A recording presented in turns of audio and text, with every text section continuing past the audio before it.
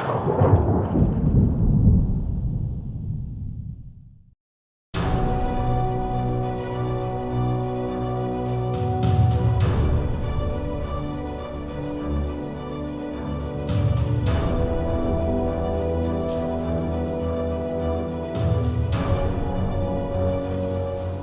everybody, Aaron Cowan, Sage Dynamics, and this is my review of the Trijicon RM09 1 MOA adjustable RMR sight.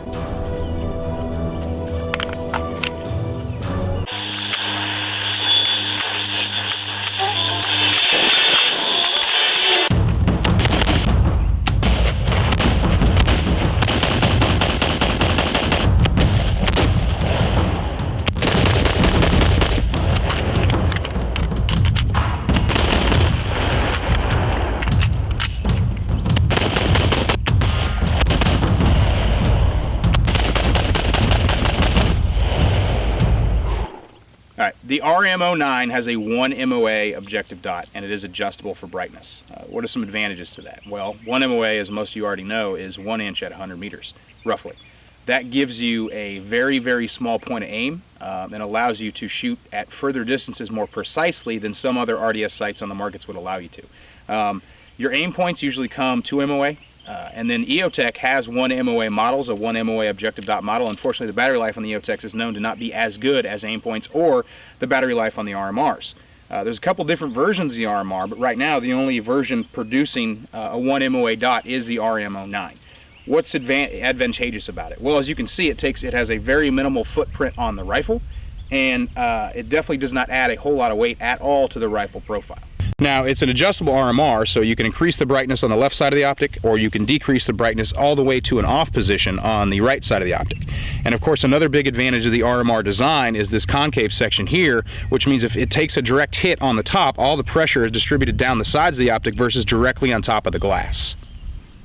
Alright, right off the bat, one thing I really love about this optic is the size. It's really small, it's really compact. Now, some people might be concerned about the size of the objective window, the actual height and width of the glass, but if you were to put this next to an Aimpoint micro, and I hate doing side-by-side comparisons, I believe all products stand on their own merits, but sometimes it's necessary.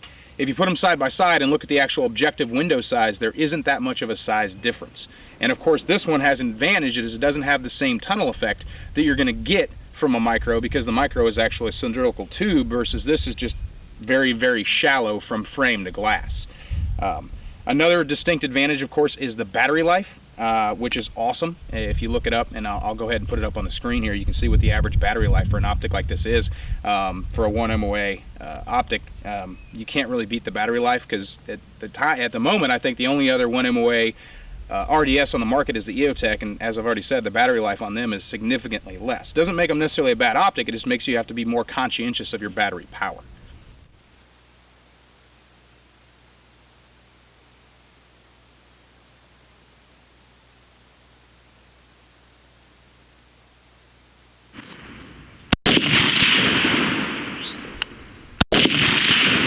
Well,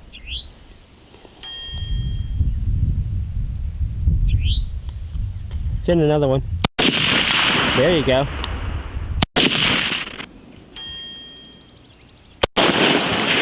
Hit. Now, optics keep getting smaller, they keep getting lighter, and they keep getting stronger, and they keep getting more reliable, which is awesome. We all run backup iron sights on our rifles. Some people co-witness, but most people have gotten away from that. What is an advantage of a 1 MOA optic? Well, the answer is in the fact that it's 1 MOA. It gives you a smaller point of aim, smaller objective for more precise fire. It's not going to give you the same magnified accuracy necessarily, precision accuracy over distance as a 1:4 or a 3:9 or a 10:14 or any kind of magnified optic.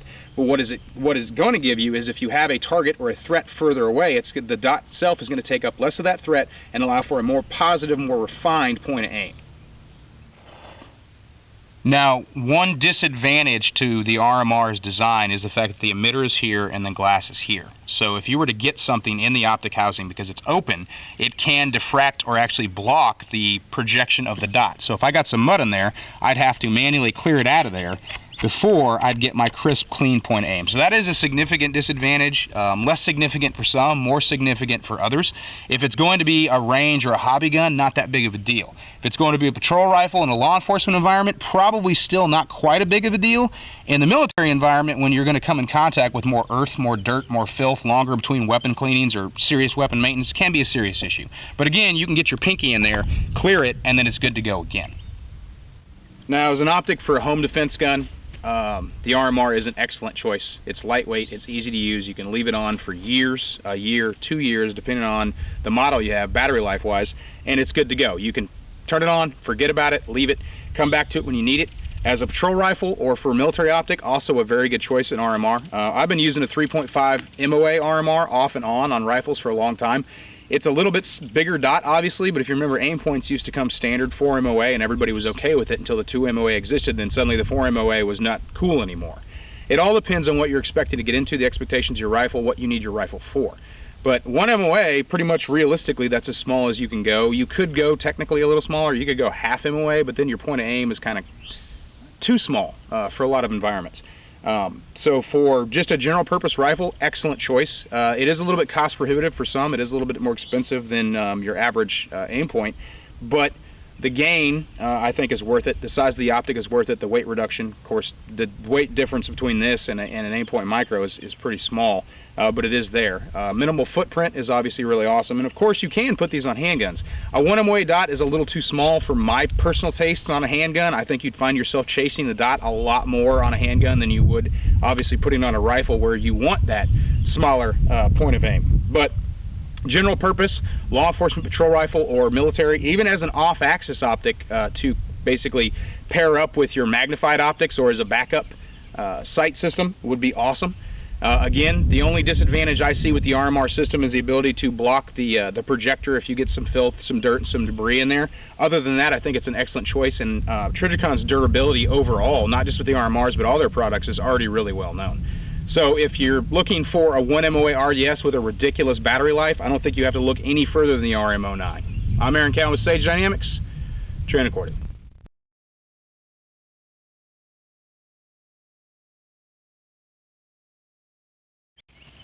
How's my hair look? Unique. New York. Unique. Boop. That didn't work. Now if I can only do that at all distances. Because I don't care what you say, there's nothing cooler than being able to throw knives. Completely impractical skill for the most part.